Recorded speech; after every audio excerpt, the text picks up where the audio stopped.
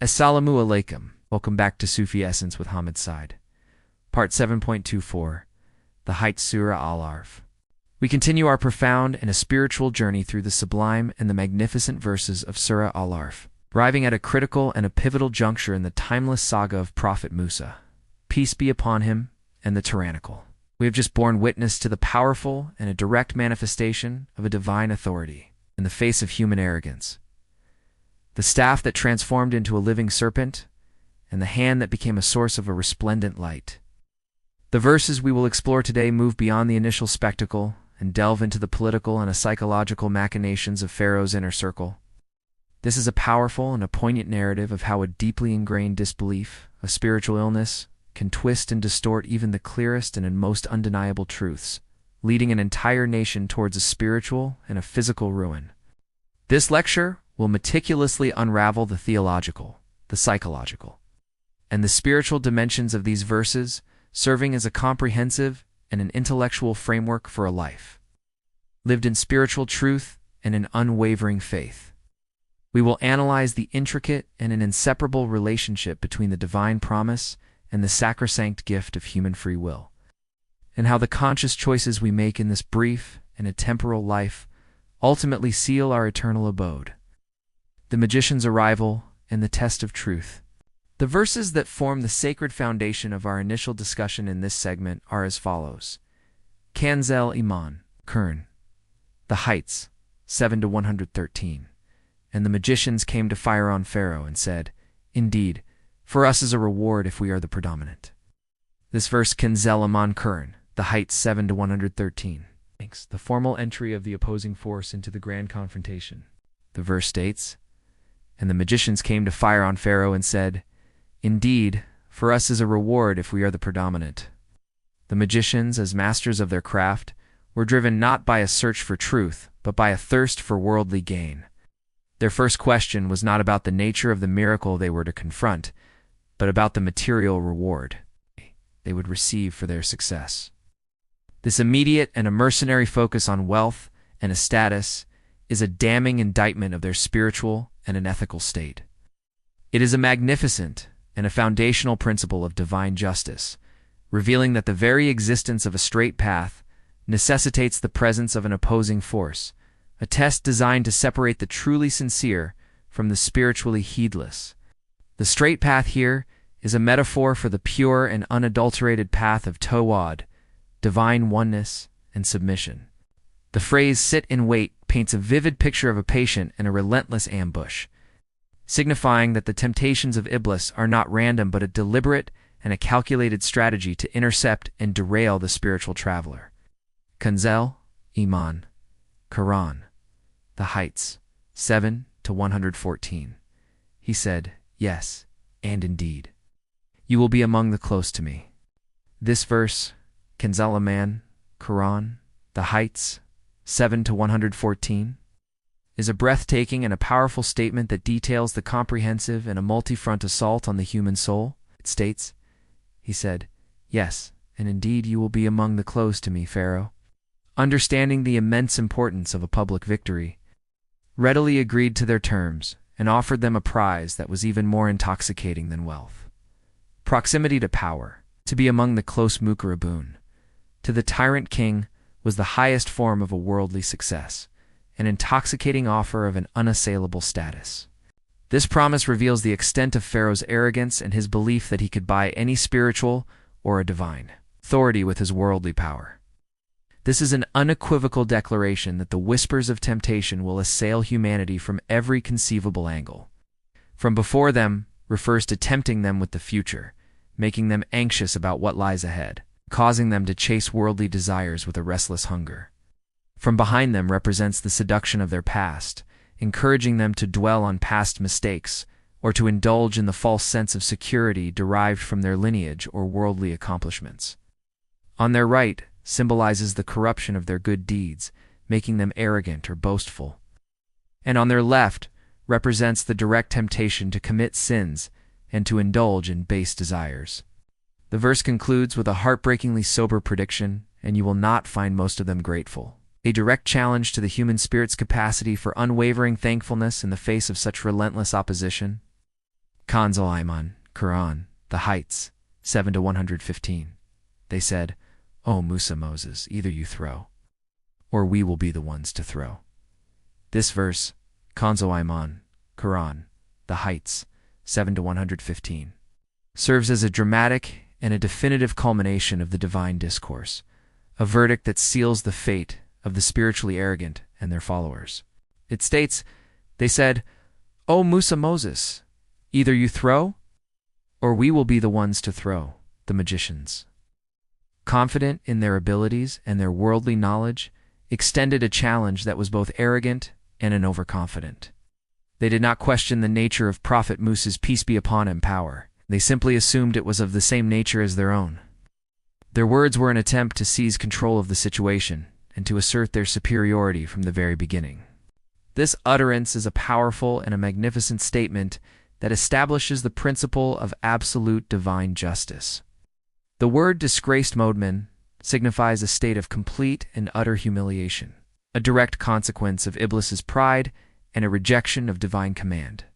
The verse then reveals the terrifying reality for those who choose to follow him, a truth that serves as a chilling warning for all of humanity. It is a powerful reminder that their baseless spiritual rebellion and their arrogant inventions were not based on divine revelation, but on assumption dan and falsehood kazib, and that for this they will receive their just recompense. Sufi perspective. The inner Pharaoh and the quest for spiritual freedom. From a Sufi perspective, the story of Prophet Musa, peace be upon him, and Pharaoh is not merely a historical account, but a profound and a living allegory for the spiritual journey of every human being. The Sufi understands that the journey from the slavery of the nafs, the lower self, to the spiritual freedom of the ruh, the spirit, is the ultimate battle. The tyrant Pharaoh is the perfect and a powerful symbol of the nafsi amara, the commanding self, the part of the soul that commands us to evil, to arrogance, and to rebellion against Allah. This inner Pharaoh is constantly telling us, "I am your highest Lord.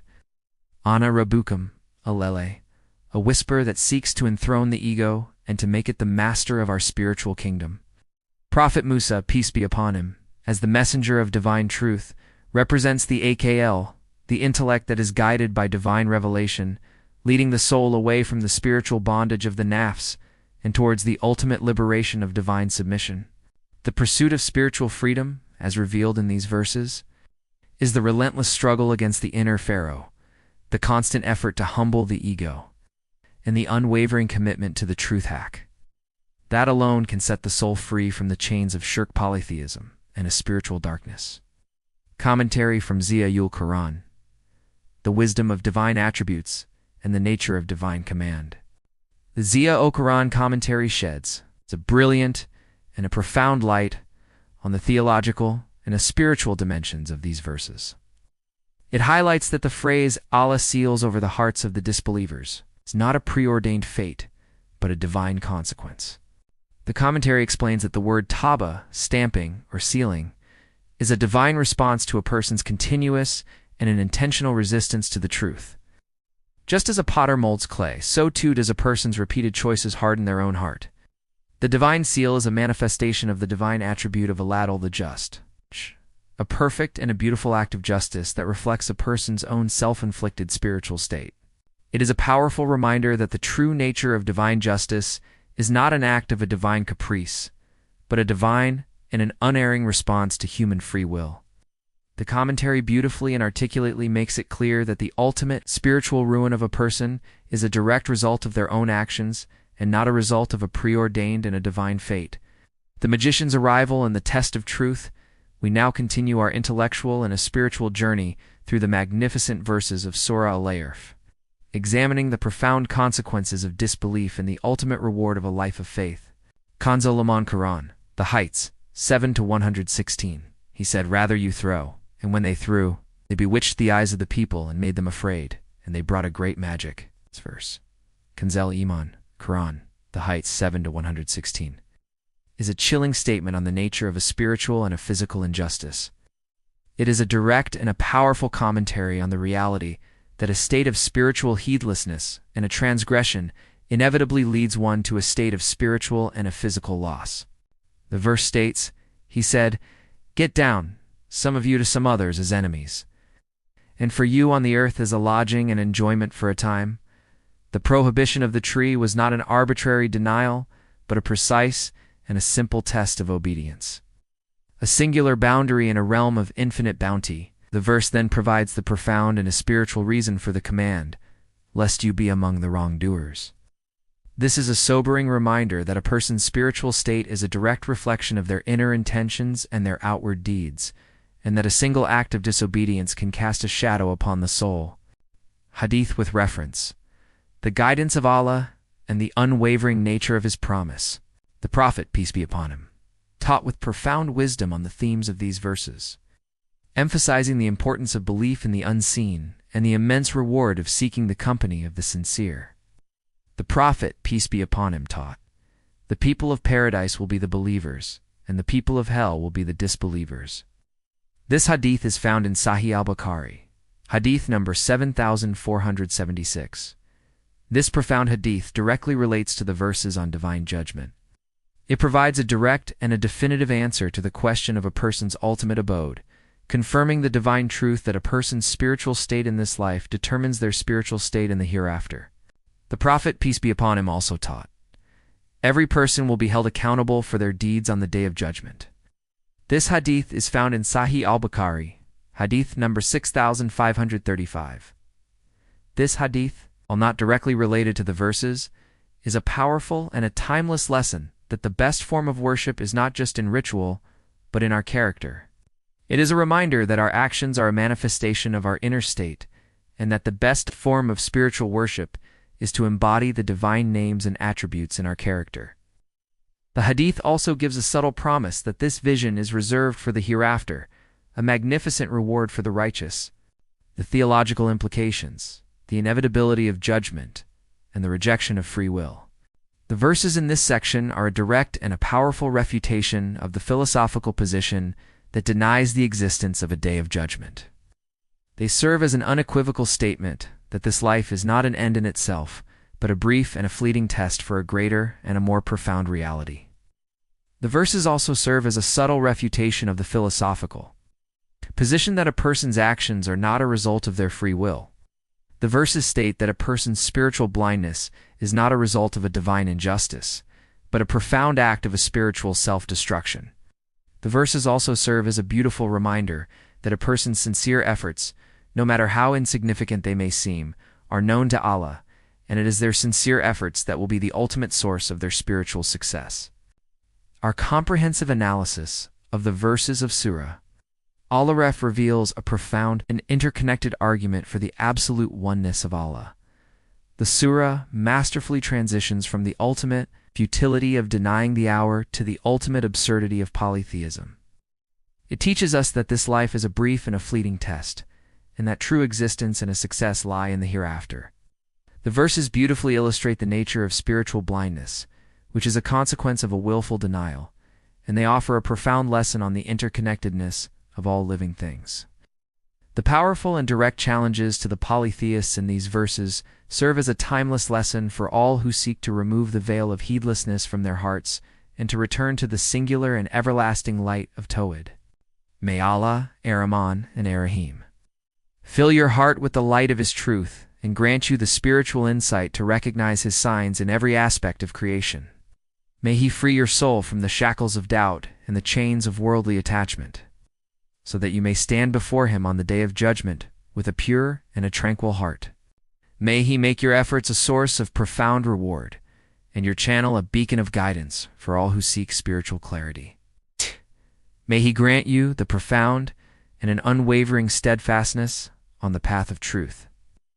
And may your work be a testament to His magnificent names, Ar-Rahman and Ar-Rahim.